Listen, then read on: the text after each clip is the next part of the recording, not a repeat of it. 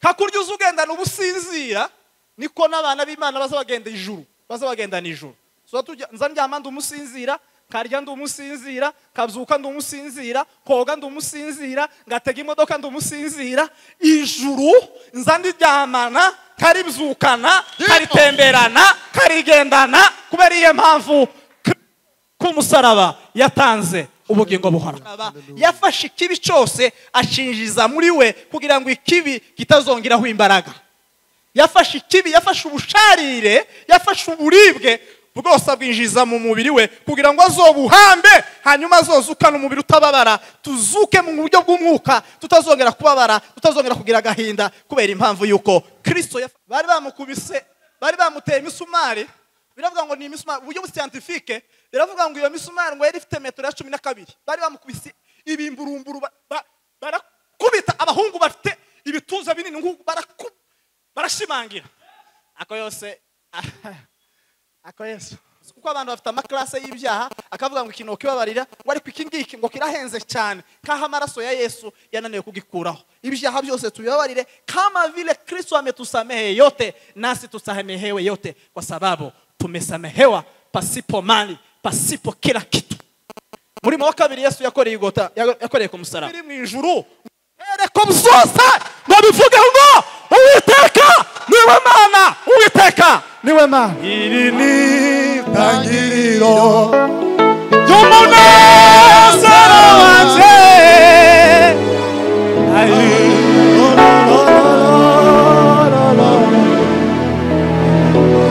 ndashima umusaraba, ndashima amaziza, ariko cyane ndashima Umwami Yesu. Bwana asifiwe. Iyo ubonye umuyumbe karakuramutsa igisimba gishize, aba gusaba kongera. Ariko reka dusome ijambo ry'Imana umwanya mutoya, ahubwo kugira ngo tuze kubongera twenda gusoza. Ijambo ry'Imana dusoma mu butumwa bwiza kuko bwanditswe na Luka, ibice ni 23 umurongo wa 34. Ubutumwa bwiza kuko bwanditswe na Luka, ibice 23 guhera kuri 34. Ijambo riravuga ngo Yesu aravuga ati, Data ubabarire kuko batazi icyo bakora. Amen. Ashima Imana kongera kuboneka hano, izina ry'Imana rihabwa icubahiro. Kubw'impamvu z'umwanya reka mfate umwanya gusa nihanganisha umuvandimwe Beya, kandi none turacari hano, tuzovugana n'abavandimwe turi kumwe bavuye muri biriya bihugu kugira ngo tuzagere iwawe tugusure na madamu ndetse n'umuryango wose. Mugire gukomera, Kristo yanesheje urupfu. Imana ibaheze umugisha. Bashumba hano abantu benshi bagiye bava mu turere dutandukanye, bagiye bararika, abandi nabo bambwira ko baza kubana natwe kubera ibihe byiza twagiye tugirana. Amen. Tuganira ijambo ry'Imana umwanya mutoya, urivuga ngo imirimo 7 Yesu yakoreye ku musaraba. Imirimo 7 Yesu yakoreye ku musaraba. Benshi bakunda kuvuga ngo amagambo 7, ariko nagira ngo twebwe dukoreshe iyi teme yacu ivuga ngo imirimo 7 Kristo yakoreye ku musaraba. Umwami Yesu afite umwihariko mu mibereho yiwe yose itandukanye n'abandi bantu bose babayeho mu isi. Umwami Yesu niwe wenyine waremye nyina, hanyuma arera nyina ngo amare gukura, ategeka ko azogera igihe noneho Yesu we akisiga ubusa, akaja mu nda y'uwo yaremye n'uwo yabyaye n'uwo yareze, kugira ngo uwo yabyaye nawe azamubyare. Abandi bana bose nta wigeze abona nyina baho keretse Kristo umwana w'Imana. Yesu niwe waremye nyina, aramurera, aramukuza, kugeza ategetse ko noneho we yakuze cyane agiye guhinduka we ubusa ngo yinjire mu nda y'uwo waremye, hanyuma mubere umubyeyi. Kandi uyu mubyeyi abantu benshi bari bakwiye kumwibazaho. Uyu mukobwa witwa Mariya ushobora kuba waratwaye inda nta mugabo n'umwe, ko biravuga ngo ari kuba ni bikira. ushobora gutekereza ute ikimwaro yoba yaragize n'inshuti n'abavandimwe n'ababyeyi kumubaza inda aho yavuye akabasobanurira ko nta mugabo yigeze abona ariko aratwite, kandi iyo nda yari atwite, uwo yari atwite ni wowe warayimuteye. Kristo umwana w'Imana yamwoherereje umwuka wera ngo amutwikire, kandi umwuka wera ni we Yesu. Uwavuze ngo njyewe ndategetse ngo uzombyare ni nawe wamuteye inda, ni nawe wamubwiye ngo njyewe ngiye kwinjira muri wowe hanyuma uzombyare. Bibiliya iravuga ngo uwo mugabo wari wamukoye cyangwa uwo mugabo ambaye amekuwa amemposa Yusufu ngo yigiriye inama yo kumubenga rwihishwa, ariko Imana ibona rwihishwa, Imana ibona amabanga yacu, yamusanze muri iryo banga imubwira ko yatekereje mu ibanga ariko ibanga ryamenyekanye kuko nta banga ku Mana. None ndagusabye ntumwange kuko nta wundi mugabo bigeze babonana usibye njewe, kandi uwatwite ni jewe, kandi uzovuka ni jewe.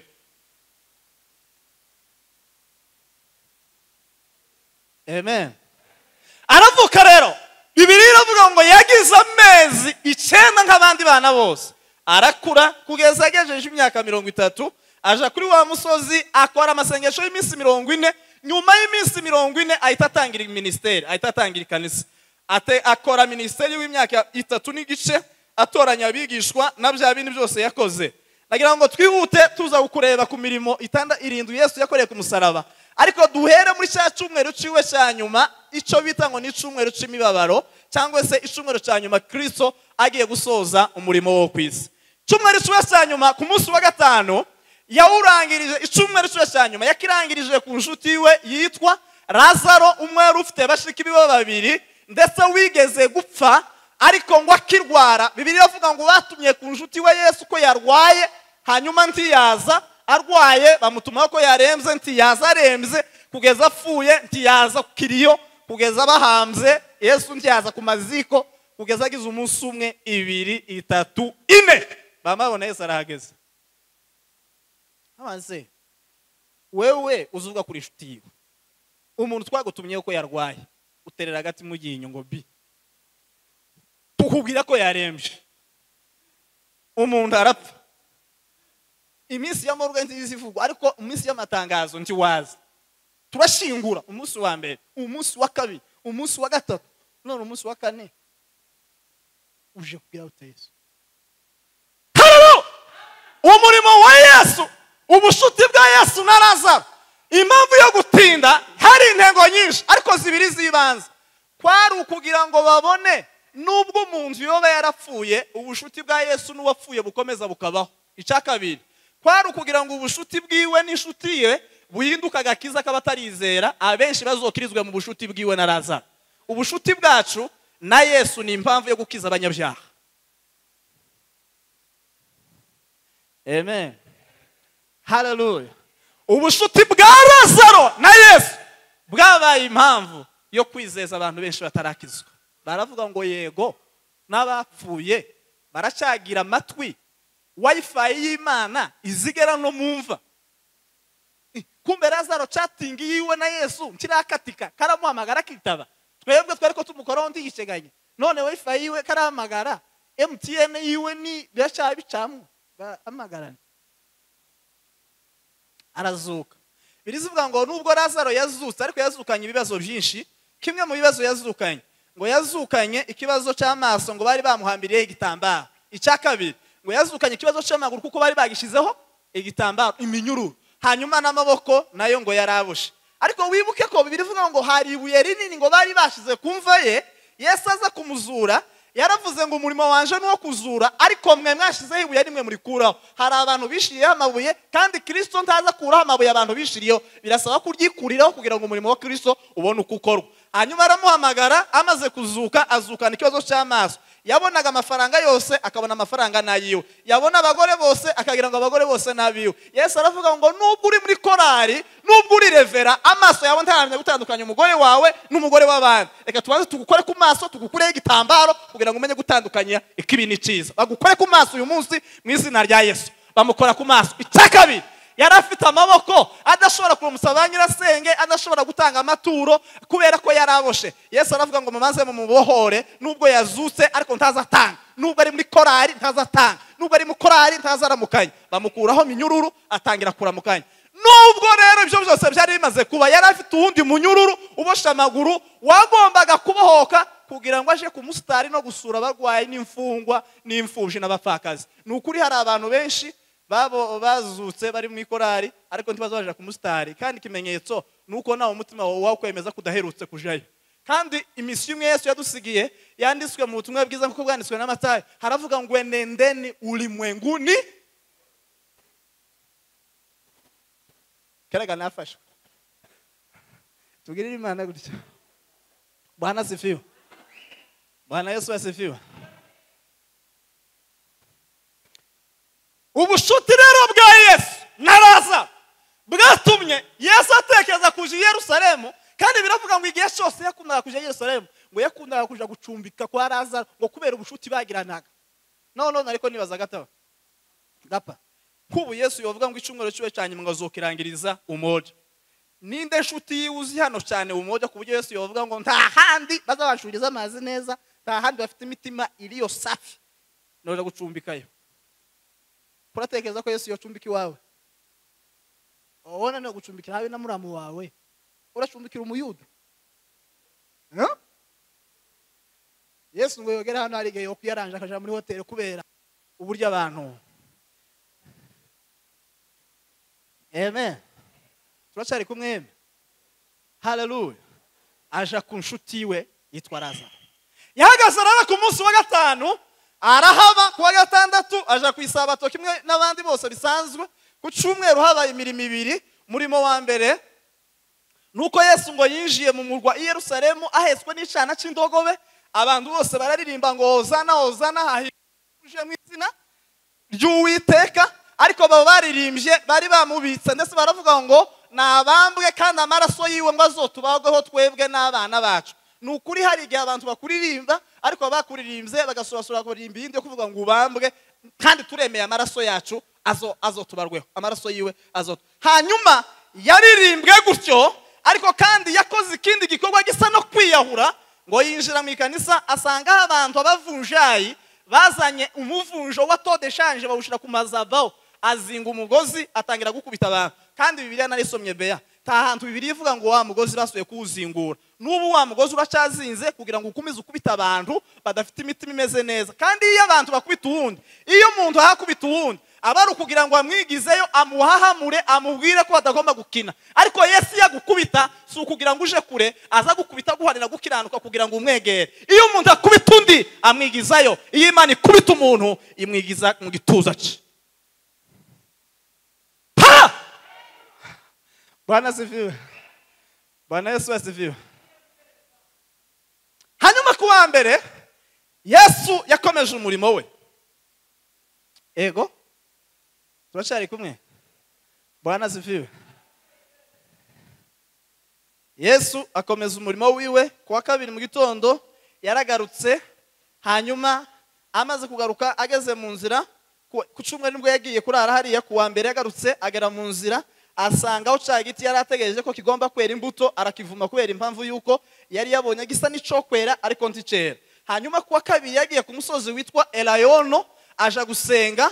Hanyuma kuko yari asanzwe n'ubundi akunda kuja gusengerayo, abigishwa bamenya ko ariyo bamusangayo, batangira kumuratira urusengero bubatse muri Matayo 24. Baramwereka, arababwira ngo jewe ko ndarizwa n'iriya nyubako kubera ko uwo bahaye bayubakira baramwanza ari we njewe. Ibuye rizima ryanzwe n'abubatsi, ariko ku Mana ryaratoranyijwe ribiri ry'igiciro cinshi. Ko baranyanga ariko bakavuga ko bahaye banyubakira. Muri iyi minsi hari indwara iteye imeze nk'abajya abakobwa babiri, umwe witwa Marta n'undi witwa Maria. Umwe ngo yagiye gutegera Yesu ku birenge bye, uwundi ngo nawe aje kumutekera. Uwagiye kumutekera yaje imbere ya Yesu avuga ngo dore uyu nguyu aza kwepa akaza kugutegera, ariko jewe ndarushe cyane ko ndagushuriza amazi. Yesu aramubwira ngo uburyo bwiza bwo kuntekera ni ukubanza kurya umutsima Imana yatetse ari we jewe Yesu Kristo.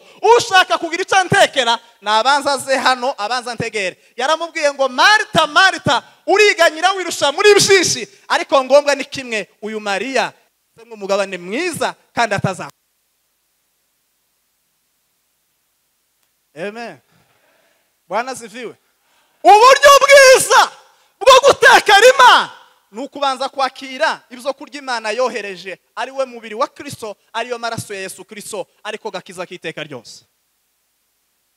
Nta muntu n'umwe ushobora gutekera Imana ngo Imana ize umutsima w'umuntu yatetse, umuntu atarabanza kurya umutsima Imana yashumze ari we Yesu Kristo akamwohereza mu isi ngo tumwakire, ngo tubone uko ryo tumutekera natwe.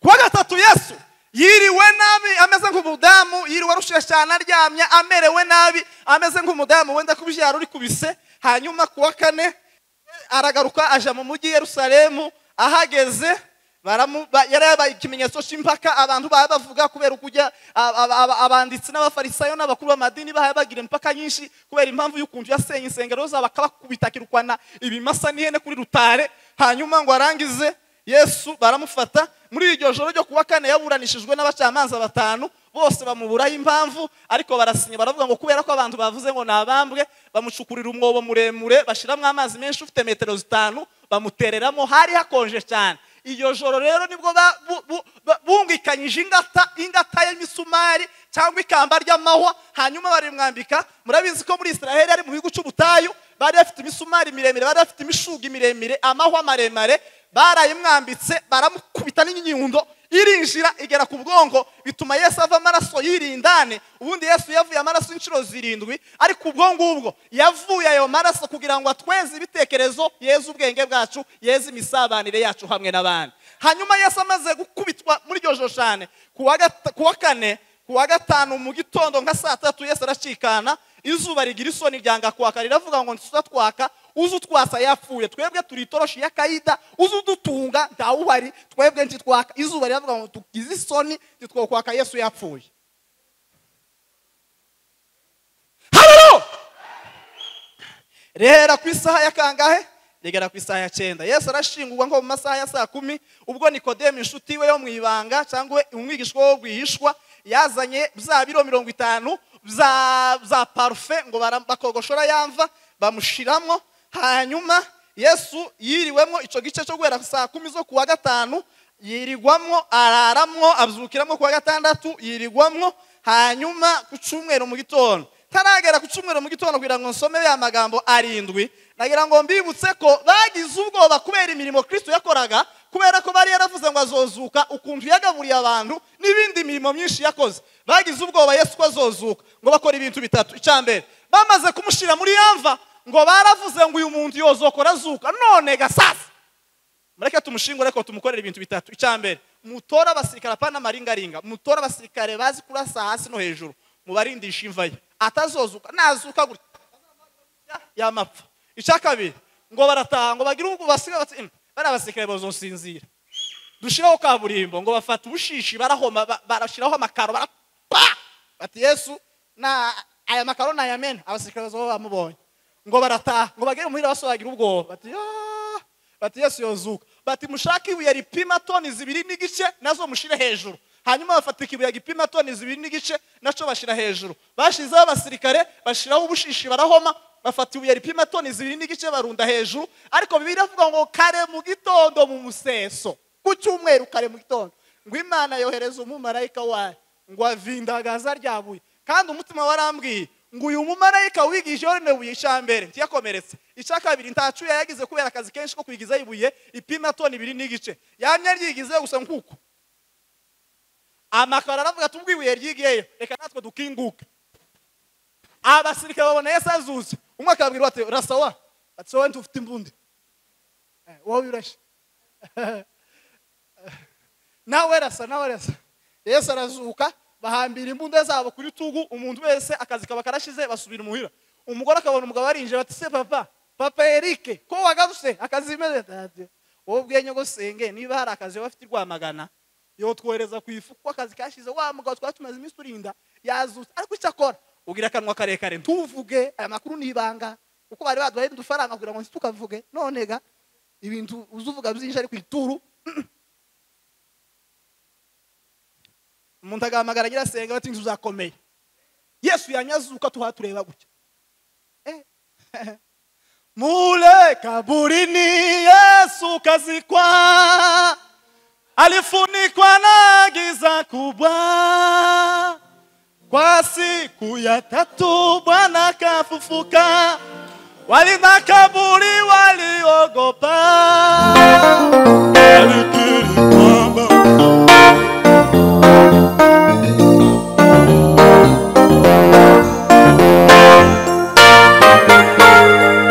Yesu amefufuka tuzamurira Imana amaboko sama halo Yesu yarazutse Yesu yarazutse Yesu yarazutse we akirili mumva yaragutse imvahe irarangaye imvahe irarangaye sama halo Yesu arazuka yanazuka azukana n'abera bose mu isezerano rya kera ahura na Mariya aramubwira ngo ntunkoreho igihe cyo kunkoraho ntikiragera aratambuka aja muri Yerusalemu aratambagire kumwe n'abera bose induru umuka wera bodyguards zimugose arazamuka ngo agere mu ijuru Imana buri kwigira iramanitse bimeze biti watsinze kuzimu bati nagezeyo kuwa 6 niriwe nkora operation na nifunguzo abera bose narababohoye ubu turi kumwe nabo arabwa watsinze umubiri tumubiri nawe usinze watsinze ibintu byose Yesu Imana aramubwira nta kindi birizivuga ngo nico cyatumye ngo Imana imuheze izina yandi mazina yose o kugira ngo ibiri mu isi nibiri mu ijuru ereko byose ngo bivuge ngo Uwiteka niwe Mana Uwiteka niwe Mana akirili yarazutse pesa iraranga imvaye iraranga tugirira Imana gutya sama haleluya bari bamukubise bari bamuteye imisumari biravuga ngo ni imisumari uburyo scientifique biravuga ngo iyo misumari ngo yari ifite metero 12 bari bamukubise ibimburumburu barakubita abahungu bafite ibituza binini ngo barashimangira ako yose ako Yesu shangilia Yesu amefufuka karibu sasa kurudi atuchukue sote twinjega muri Pasaka sivyo mshumba iyi ni Pasaka hey Bwana sifiwe haleluya Yesu ukura ibyaha by'abarimwe yarabonetse n'ukuri niwe Mwana w'Imana watambwe rimwe kubwacu angawe ikigo cya Mariya uginga mu kigo cy'urugo niwe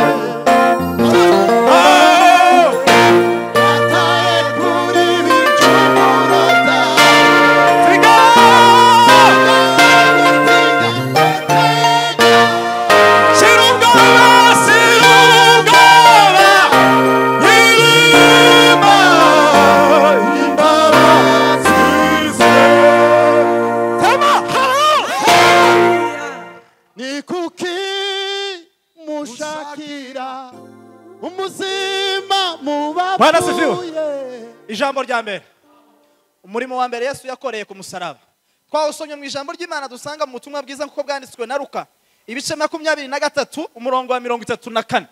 Bibiliya iravuga ngo Yesu aravuga ngo ubababarire kuko batazi umurimo wa mbere Yesu yakoreye ku musaraba, yatanze imbabazi. Ndio. Sama haleluya. Umurimo wa mbere Yesu yakoreye ku musaraba, yatanze imbabazi. Bityo ngo umuntu wese uzoba warageze ku musaraba azababarire mugenzi we. Kimenyetso cyambere cyerekana ko umuntu yageze ku musaraba azatanga imbabazi, kuko ku musaraba niho twaherewe imbabazi. Ku musaraba wawe mwiza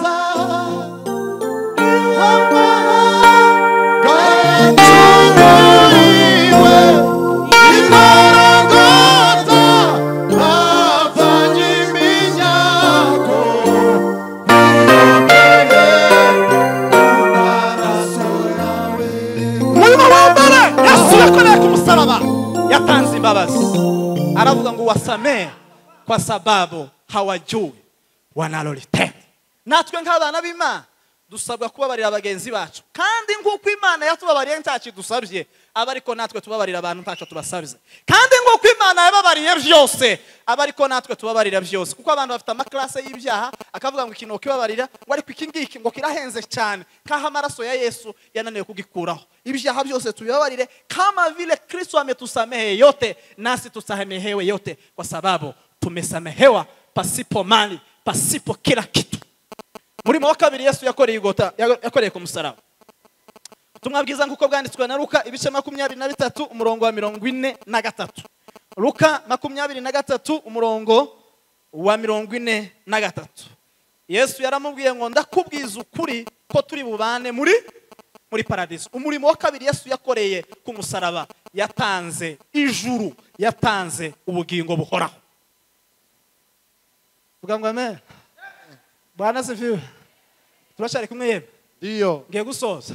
Umurimo wa kabiri Yesu yakoreye igorogota ku musaraba, yatanze ijuru. Twahawe ijuru. Hakurya uzugendana ubusinzira niko n'abana b'Imana bazabagenda ijuru, bazabagendana ijuru. So nza ndyama ndumusinzira, karya ndumusinzira, kabyuka ndumusinzira, koga ndumusinzira, ngatega imodoka ndumusinzira. Ijuru nza ndyamana, karibyukana, karitemberana, karigendana, kubera iyo mpamvu ku musaraba yatanze ubugingo buhoraho. Haleluya. Amen. Amen. Bwana sifiwe. Haleluya. Hakurya gatabaza ari umunyabyinshi, asa yambara imyenda ari umunyabyinshi, akarya ari umunyabyinshi, akaryama ari umunyabyinshi, akabyuka ari umunyabyinshi. Kubera impamvu y'umusaraba twahawe ijuru, tuza turirarana, tukaribyukana, tukaryogana, tukarijana i Rwanda, tukarigarukana, tukarijana gucuruza, tukarijana twose abana, turyamye, tubyutse. Umurimo w'umusaraba watanze ijuru, watanze ubugingo bw'iteka. Kweli. Kandi arakanalize gusa umwuka wera yambaye kagufi. Hari ibisambo bibiri ngo bibambanwe na Yesu, umwe iburyo undi ibumoso. Kandi na Yesu nawe ko yarabambwe, bariko bamushinja ibinyoma, we yarazi ko ari intungane, ariko bariko bamushinjaga, bariko bavuga ko yakoze ibyaha. Hanyuma aba bari babambanywe nawe, bombi bari babiri. Ariko wumve gapa, kaneye kuhumva aho ngaho. Abantu babiri babambanywe na Yesu. Umwe yaramubwiye ngo wakwikuye aho nanje ukankiza. Kandi uyu biza bisa nkaho yari afite logique. Kubera iki? Kubera ko umuntu wananiwe kwikiza tiwo mutegereza hagakiza. Hanyuma undi we arenza amaso ibigaragara n'amaso y'umubiri, arangiza mu buryo bwo kwizera mu mwuka. Aravuga ati uyu nguyu ntacyaha yakoze, kandi iyo mpamvu azova hano. Cyakora mwana, igihe uzovira hano tukave wenyine, naje uzompeze promotion duhite tujana. Uzi ko hari abandi, aho abandi baboneye ijuru ariho abandi bariburiye. Abantu bari babambanywe na Yesu, bamwe bahaboneye ijuru, abandi bahabonera urupfu rw'iteka. Uramenye urebe niba utari igisambo kizobonera umuvumo hafi y'igisambo cyahaboneye ubugingo buhoraho. Kweli kwa Mungu. Amen. Amen. Ariko man, tuzamura amaboko. Kwima. Sama haleluya. Igisambo kimwe cyaboneye ubugingo buhoraho impande ya Yesu, ikindi kirahaburira. kimwe cyarebye ku bigaragara, ikindi kireba ku bitagaragara. Icyarebye ku bitagaragara gihabwa promotion. Kwizera ni ugukurura ibitagaragara bidafite umubiri, ukabyambika umubiri, ugatangira kubona bigenda, ugatangira kubona muvugana, ugatangira kubona biriho, ugatangira kubibamo kandi bitagaragara. Kandi wibuke babagore babiri bari abapfakazi, umwe witwa Naomi, undi witwa Rusi. Bombi bari abapfakazi, bari basangiye akababaro ko kubura, ariko umwe yari afite igihugu, yari afite na bene wabo bazi Imana. Uyu wundi we yari aho ngaho, cyakora bombi bari bafite abapfakazi, ariko uyu nguyu umutima we wamuvuga ngo Imana yawe ngizo Imana yanje. Yama yizera ko umupfakazi wafushije umugabo afite ubushobozi bwo kuzomubonera umugabo kandi nawe ntawe afite.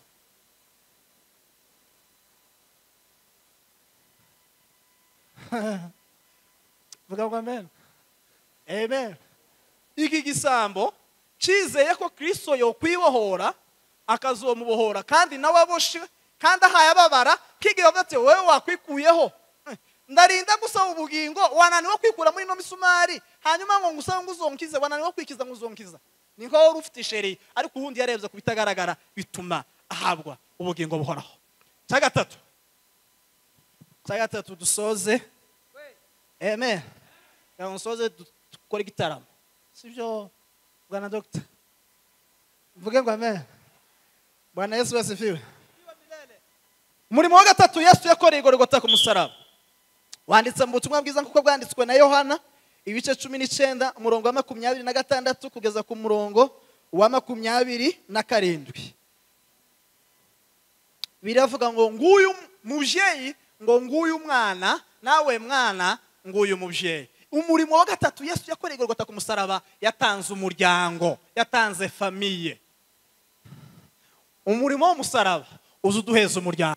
Cyo bituma Yesu yigisha abigishwa, arababwira ngo nimuje musenga, muzamuvuga gute ngo data wa twese uri mu ijuru. Nukuri gataba biragoye cyane gutekereza ko hari abantu bashonje kandi dusangiye data. Biratangaje cyane gutekereza ko hari abantu bambaye ubusa kandi turi mu muryango umwe w'abana b'Imana. Kristo ni data wa twese. Byari bikwiye niba hari abantu barwaye kandi bizera, abo ni bene so, abo ni bene data, wari ukwiye kuzuva mu wawe ukaja gusura abantu ku bitaro, nta muntu n'umuzi urwaye kubera ko hari abarwaye dusangiye data kubera impamvu zo kwizera. Kandi nababwiye hano kuwa kane twari ko twiga impamvu zibiri zotuma umuntu aja mu rugero rwo kuba isoko y'umugisha. Iya mbere ni uguhura na Yesu, iya kabiri ni ukubaho ubuzima bubuza amahoro kubera ko hari abandi babuza amahoro. Nababwiye ngo impamvu inzara y'abantu bose bizeye Imana babise amafaranga si ukuburara, ni ukumenya ko hari uwaburaye. Nta nzara y'umwana w'Imana ibaho kandi yahaze irenze kumenya ko hari umuturanyi waburaye wariye. Tushobora gutekereza ko wambaye igihe cyose uzi ko mwene so yambaye ubusa, habe nubwo wowe uberewe kubera ko ufite amakuru ko hari mwene so wambaye ubusa, ukwiye gusa n'uwambaye ubusa kubera impamvu yuko hari mwene so wambaye ubusa. Imana yaduhaye umuryango. Turabana b'Imana, b'Imana, turabana b'Imana, b'Imana, b'Imana, b'Imana. Kandi natangaye nta musazaga w'Imana ubaho. Tubona ko Bishop amaririmba ngo n'umwana w'Imana, kuriya n'umwana urire, ariko imbere y'Imana twese turabana, nta musaza nta mukecuru, twese turabana. Amen. Bwana sifi. B'Imana, bana b'Imana, turabana b'Imana. Bana b'Imana, bana turabana b'Imana, bana b'Imana, turabana. Bana b'Imana, turabana.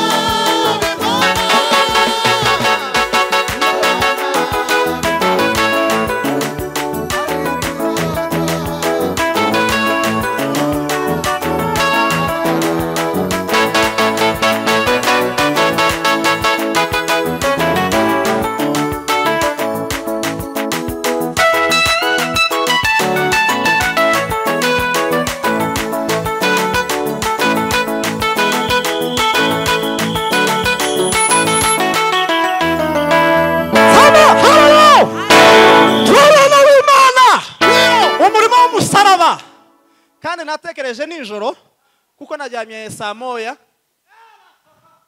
n'iminota 43 mukandi kanya nico gihe naryamye. Bwana sifesa. Bwana Yesu asifiwe.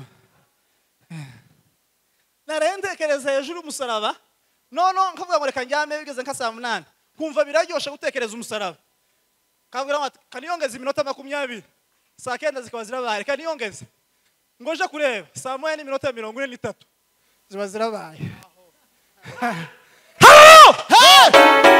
Ariko umwuka yambwiye ngo ntabwo turindwa n'amaraso aturimo ahubwo turindwa n'amaraso turiho ya Yesu Kristo umwana w'Imana. Bibiliya avuga mu Kuva ngo amaraso basinze ku nkomanizo z'imiryango y'inzu niyo yabarinze wa murimbuzi, ariko amaraso bari batekeye mu mibiri yabo ntacyo yarabamariye. Amaraso aturinda si amaraso aturimo, amaraso aturinda ni amaraso aturiho ya Yesu Kristo umwana w'Imana.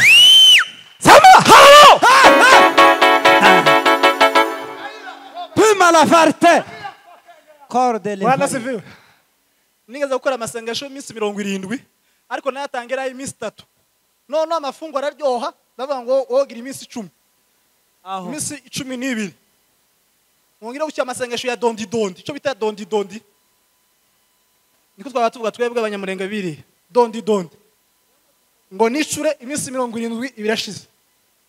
Uzuko iyo umuntu abyutse amafungo azaryoha ngo kurya pizza. Iyo umuntu akiri mu bubyutse neza amafungo azaryoha kurusha kurya shawarma. Ariko iyo unebwe cyane amafungo azabiha ukazovugiye gupfa uzamusonza baritse. Umunsi wapanze cyo amafungo uzamusonza ukiha utekereza. Ngo nubunebwe gusa. Ariko umuntu ubyutse neza amafungo azaryoha. Ningo kurya ibizo kurya ukunze. Amen. Yakangaye murimo Kristo yakoreye Golgotha ku musaraba. Matayo ibice 27 umurongo wa 46. Matayo 27:46. Bibiliya iravuga ngo Eloi Eloi lama sabachthani. Umurimo wa kane Yesu yakoreye Golgotha ku musaraba yarasenze yakomeje amasengesho. Uzirinde kwidekonekta n'isi y'amasengesho nubwo wowe uri ku musaraba nubwo wowe ubabaye. Amasengesho Yesu yarayakomeje kugeza igorigota, kugeza ku misumari, kugeza ahayavirana amaraso. Yesu yararimo asenga. Murimo wa gatanu Yesu yakoreye igorigota ku musaraba. Ubutumwa bwiza nkuko bwanditswe na Yohana ibice 19 umurongo wa 28. 19 umurongo wa 28. Bibiliya avuga ngo yaravuze ngo afite iki? Ngo afite inyota. Hanyuma ngo kandi Yesu igihe yavuze ko afite inyota yarazi ko batamuheza amazi cyangwa ji cyangwa amata. Yarazi ko hari sifongi isharira bagiye kumuheza. Umurimo wa gatanu Yesu yakoreye Golgotha ku musaraba yafashe ikibi cyose ashinjiza muri we kugira ngo ikibi kitazongeraho imbaraga. Yafashe ikibi, yafashe ubusharire, yafashe uburibwe bwose abwinjiza mu mubiri we kugira ngo azobuhambe hanyuma azozukana umubiri utababara. Tuzuke mu buryo bw'umwuka tutazongera kubabara, tutazongera kugira gahinda kubera impamvu yuko Kristo yafashe ibisharira abyinjiza mu mubiri we hanyuma arabipfana birapfa abisiga ikuzimu azukana umunezero. Twishime iteka dusenga ubudasiba, twishime iteka kuko ubusharire bwe bwose umuriro w'iteka. Yesu yafashe umuriro w'iteka, yafashe umuriro awinjiza mu mubiri we arawumanura awusiga ikuzimu. Yatwitse umuriro wagombaga kuzadutwika twebwe abana b'Imana. Nta muriro tuzonga biravuga ngo uri muri Kristo wese ntateka azacirwaho. Kubera iyo mpamvu ubusharire, umuriro, imuzure, ibintu byose byatumaga tutazogira umunezero w'iteka Yesu yarabihambye. Yafashe sipongo, yafashe ibisharira abyinjiza mu mubiri we ngo abihambe kuzimu azukana ubugingo buhora. Amen. Kila sofa. Bwana sifiwe. Icya gatandatu dusoze Yohana ibice 19 umurongo wa 30. Yohana ibice 19 umurongo wa 30. Bibiliya avuga ngo Yesu aravuga ngo byose birarangiye. Murimo wa gatandatu Yesu yakoreye Golgotha ku musaraba yarangije umurimo wo kuducungura. Yarangije ibyo kuducungura. yabambwe yarangije ibyo zo kuducungura apfira umushime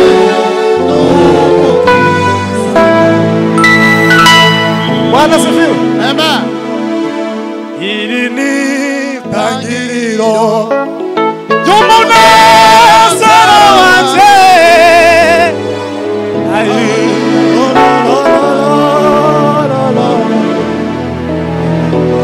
Ndashima umusaraba, ndashima amaziza, ariko cyane ndashima Mwami Yesu. Zamura Imana amaboko yawe, zamura amaboko yawe yombi. Sama haleluya. Kristo amemaliza yote, yarangije byose, yarangije byose we, yarangije byose ku musaraba, yarangije byose ku musaraba. Kristo yarangije byose.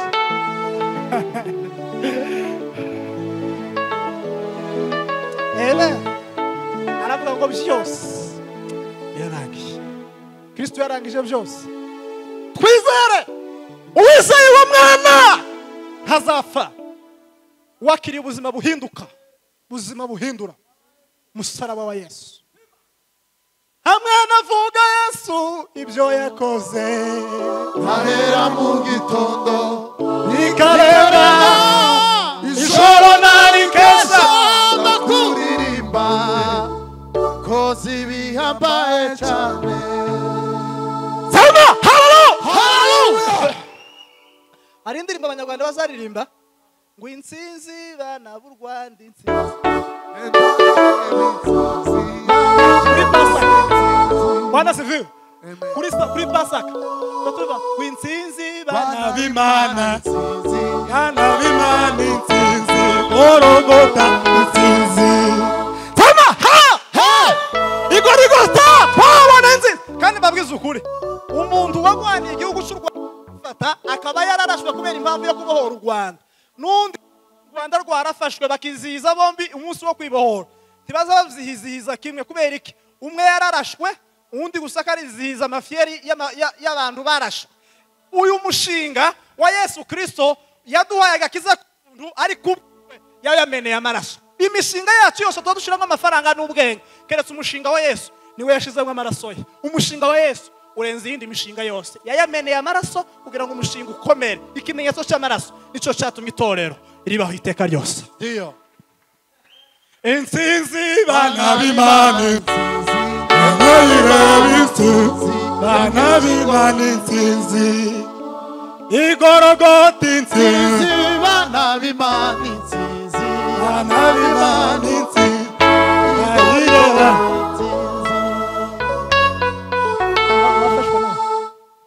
vuga ngo amen. Golgotha ku musaraba. Icyanyuma cyanditswe mu butumwa bwiza bwa Luka ibice 23 umurongo wa 46. Luka 23 umurongo wa 46. Bibiri iravuga ngo mu maboko yawe nimwo nshiziki ubugingo bwanje. Umurimo wa nyuma Kristo yakoreye ku musaraba, yasubiye aho yavuye, yisuje mu ijuru, birangira byose dutaha mu bwami bw'Imana. Umusaraba wakoze iki? Waduhuje naho twabaga, wadukuye mu isi ya Adamu wa kera atwinjiza muri Adamu mushya, ari we Kristo umwana w'Imana. Twavuye mu rupfu twinjira mu bugingo kubera umusaraba. Umusaraba mu maboko yawe nimwo shize ubugingo. Amen. Amen. Bwana sifiwe. Amen. Mwe muhagazaho mwakira ijambo ry'Imana. Amen. Mwe muhagazaho ndababwire gihe muzi. Mwe muhagaze